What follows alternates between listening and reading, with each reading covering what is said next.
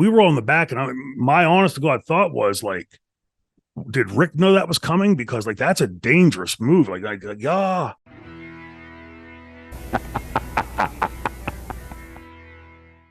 We're going to go to WCW a bit. And middle-aged and crazy is how Jim Ross would start dubbing Terry once he went past 40 or 50, whatever the age was. But Terry was really just sort of getting started. You said this beforehand. You know, he was constantly reinventing himself. He was seeing, you know, he went the way of, almost like ECW was. He was someone who saw grunge taking over hair metal in the 80s, and he was always on the sort of like the wave of a reinvention for the whatever decade or year he was in. But in 1989, he reinvented himself before he was the hardcore legend into just a maniac who would congratulate Ric Flair in the middle of the ring just after re-winning the WCW World title from, or was it NWA World title at that time? I believe so, yeah. Yeah, I'm sorry. Yeah, because it would merge right before Terry, Ricky and I would team. About 91, 92 is when it would merge, correct? Okay, so I know it's the big goal, but I'm so confusing that timeline. Anyway, don't write in. It's a world title. Ric Flair had it. He just beat Steamboat, and then Terry Funk was the judge, one of the judges, and then he attacks Ric Flair, and then just adds a completely new facet to his character. As far as crazy as he was before, now he's insane. You were with the company at the time. I was there that night, yeah. Yeah, well, I'll tell you what. Tell me about the memory. I've blathered on enough. Tell me about the memories of the Terry Funk heel turn, and then we'll get to the I Quit match as well. Yeah. Again, understand where the industry was at that time. You know, so the WWF had started this massive building project, building into like the WrestleManias and all of that. I mean, which had now launched, and WCW NWA was trying to figure out a way to combat against that. You know, Terry Funk was still a very potent name in the business, and Johnny Ace and I had, oddly enough, wrestled our first match together at that pay-per-view with Samoan SWAT team. Paul Heyman was managing them. I forget if it was on the show or on the pre-show. And so we're in the dressing room that night, and there's another footnote, completely unrelated, Terry, I'll bring up in a second here, about that time. But Terry goes and has this match. And as Steamboat's leaving, there's an after story from Steamer about this. We're all sitting in the back watching on the monitor, and you didn't see ECW was still a few years in the future, right? Like this wasn't a thing yet. And Japan, the wilder companies in Japan, you might occasionally get a VCR tape or something that somebody would see, like a match or maybe a spot from a match. But Terry goes down to the ring, and he's doing the announcing at ringside in a tuxedo. And he gets up and congratulates Rick. And then out of like complete left field attacks Rick, throws him out of the ring, and gets up onto the table and pile drivers him through the table. Like we were all in the back, and my honest to God thought was like, did Rick know that was coming? Because like that's a dangerous move. Like yeah. And Terry broke his hip on that, trying to protect Rick. And on in the coming weeks, Terry would get on the plane. Of course, he's in first class, and I get on the plane. I'm walking past. What the hell's Terry doing? Terry is sitting in the chair, head first. He's back over, and it's like, "What the hell are you doing, Terry?" He goes, "Oh, my hip." And during the flight, he somehow managed to talk the stewardesses in. Now he had to strap in for takeoff and landing. But during the entire flight, he sat with his head first in that chair. For me, that would sound ridiculous. For anybody else, but for Terry, I was like, okay, I get it. It made perfect sense. But yeah, it was so shocking at the time that he did that. That was Nashville, by the way. And when he did that, because you'd never, like back then, if you remember, suplex off the top rope was like a finish. You had wiped the guy out, and like Terry went into this like. Again, like looking at him, you're thinking like, is he just like lost his mind? Like he's like doing this crazy stuff. And that's for us in the dressing room. So it must have been shocking for the fans to watch it because they had never seen anything like that. And that would launch that new version of Terry Funk, right? The middle-aged and crazy. And I think a lot of times fans think, okay, well, Terry then was like taking shortcuts. And I'm sure he was. But much like Eric Clapton, again, little idioms that I talked to my son about, every night that Eric Clapton goes on stage, I'm sure he makes a mistake somewhere. The difference is he's such a maestro. He just sort of melts it in, and you go, man, that was a great little new lick there.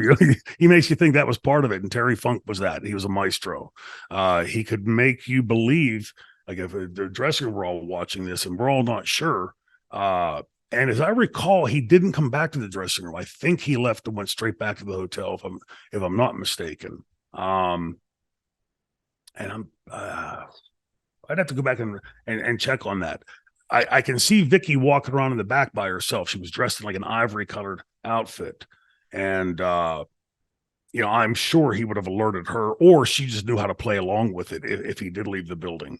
But it really was shocking. The fans were shocked. Go back and watch it, and you see the fans like they're just, taken back at this because they'd never seen it. And that would launch a version of Terry Funk that would be a massive draw through the 90s and even into the 2000s, as like when he finally went back to WCW and they were putting him in the gorilla outfit and doing those types of different things. In a way I felt bad about it. It was almost like they were making fun of it, but again, Terry was such a master, he could make it work. He just had a way of figuring out how to fit into that. And all those guys, we talk about Dusty and the polka dots, and you look at those different guys at those times, like being put into these like sort of absurd characters that don't really fit or match who they were, who they are. And the best of them, like Dusty and Funk, could just somehow make that work. I think if you put the franchise in a grill outfit, people go like, oh God, this guy's finally lost his mind. Terry knew how to make that work, and somehow it didn't look out of place. But yeah, I as I'm talking, I can see those other stories. The other story about the Music City Showdown, completely unrelated to Terry, was that night in the dressing room. There was a guy that kept coming in with these great big brown paper grocery bags, and he'd come in and talk to this person and then leave, and come back in with another bag and go talk to that person. And here he was the steroid guy, right? He's bringing these bags of steroids into the guys, and that it just, not that it had anything to do with Terry, but I'm just like, again, remembering that night in my head and pulling up those visuals. That was like, to me, like people talk about the NWA belt throwdown as being like one of those seminal moments. To me, that's, you don't put yourself into that pantheon. To me, Terry Funk power driving Ric Flair through that table. That's a seminal moment that transcended wrestling to arch into what was going to be coming in the 90s, mid 90s and later 90s. Steamboat, by the way, I said there was a follow-up story with Steamboat. He was pissed about that. He was totally unaware that was going to happen. Really? Yes. And so they had this, this great match, and, he does the favor. And as he's leaving as the babyface, he sees what is essentially an announcer attacking Ric Flair, and left him with his thumb up his ass. I don't know if Terry thought to wait for him to get to the back. He should have been cued in on that so that he would have known to make a quick exit to get out of there. And he said he was standing there. Luckily, I think for Ricky, is when this was happening, I got to believe that everybody in the building would have their eyes glued on, is Rick moving and these two, what's going on. But again, unprofessional from the promotion to not at least cued him in that this might happen, so that he could protect not just himself, but that angle too. Because I'm sure any fan would be thinking, why is the Dragon going down there to help? Why isn't he stopping this? Just one of those things. And I just learned that recently from Rick. We were talking about that night, and Rick had brought that up. With that being said, now you mentioned hip injury and Terry Funk. Now I may have got bad information here. I heard that he'd actually injured his hip in a subsequent match with Sting, so I don't know if I'm wrong or right, but apparently he injured, and a test of your medical knowledge, he injured his sacrum. Mm-hmm. Yeah, that's the tailbone. Yeah, essentially, it's almost like is it like the vertebrae sort of within the sort of like well of the hip itself? Yeah. So you have it's like a saddle. Your the ilium on each side, and then that comes down to the spine, and you have the sacrum. It's just a very lower portion of the of the spine, and breaking that, you can imagine sitting, would be ironically enough, my best friend growing up in football practice. The coach grabbed him by the face mask and pushed him, and there was an equipment bag right behind me. He fell down and broke his coccyx or sacrum. Yeah, it's quite uncomfortable, and especially imagine sitting on. Planes are uncomfortable to begin with, right? Especially when you're on those longer flights. But imagine now, like that lower bone, like in your butt, being fractured, and you have to sit on this thing.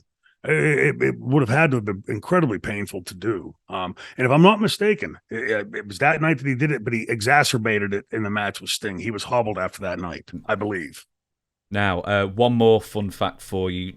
I don't know if you remember at the time, but you must have maybe looked at Terry Funk, and he looked in sort of remarkably good shape. He had really good abs. Do you know why? No, I'm guessing probably hormone therapy. Liposuction. No kidding. Apparently, he had liposuction just before this feud, so that's why he had really awesome abs at the time. Yeah. So that's why he looks in great shape. Yeah, well, it doesn't surprise me. He by that time started getting his foot into Hollywood, and I'm sure, turned on to the right people. It surprises me in knowing Terry, like I know him. Terry wasn't a vain guy, but I think he also knew, like, hey, at this time, like all of a sudden you're seeing these incredible bodies in the dressing room, right? I mean, it had become like the bodybuilder scene, Lex Luger and Sting and the Road Warriors, and all these guys were coming in with these. Bruno used to have that big barrel chest and body. That to me is what a wrestler looked like, and if Terry was going to swim in that pool, like he would know he had to do it, and as we know from Hollywood, a lot of people take those shorter cuts. But again, like the end result of that, well, here we are, 40 years later, almost still talking about it. And I think wrestling fans will forever talk about that, because that was one of those moments where wrestling went ink and did a right hand turn into something much bigger that was going to be coming. And it made perfect sense. I'd never connected the two until like right now that, Terry had started doing that hardcore stuff. A bit earlier than ECW. He was the perfect guy to bring into ECW at that time. It's an incredible time.